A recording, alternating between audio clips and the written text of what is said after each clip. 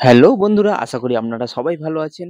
তো আমি আজকের দেখাবো যে উইন্ডোর এসি সার্ভিস কি করে করতে হয়। তো বন্ধুরা, প্রথমে আপনারা কি করবেন, উইন্ডোর এসিটা পুরো খুলে নিয়ে নেবেন। এর মধ্যে যা সার্কিট আছে ওই সার্কিটগুলো সবকটা খুলে নেবেন।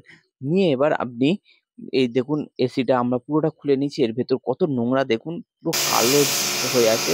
আর এর মধ্যে আমরা জেট সার্ভিস করবো। ওটা খুলে নিয়ে আমরা পুরো দেখুন মেশিনটাকে আমরা ভালো করে যত নোংরা আছে সব নোংরাগুলো এগুলো বার করে দেবো।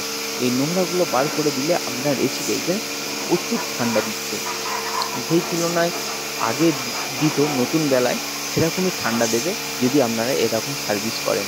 তো আপনাদের কাছে যে মেশিন নাও থাকতে পারে, তো আপনারা কি করবেন, তো আপনারা জলের পাইপ দিয়ে এটা পরিষ্কার করতে পারেন। তো কলে লাগিয়ে দেবেন পাইপ, আর পাইপটা চেপে ধরবেন, আর ফোর্সে যখন জল বাড়াবে আর তখন আপনাদের মেশিন ভালো করে পরিষ্কার হয়ে যাবে।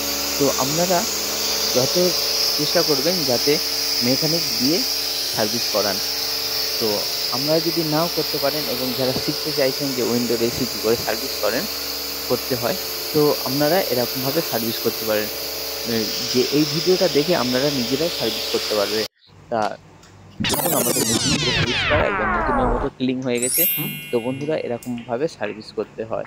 আর এরকম মেশিন সার্ভিস করলে বছরে অন্তত ২ বার কি ৩ বার, যত বেশি সার্ভিস করবেন তত মেশিন বেশি দিন লাস্টিং করবে।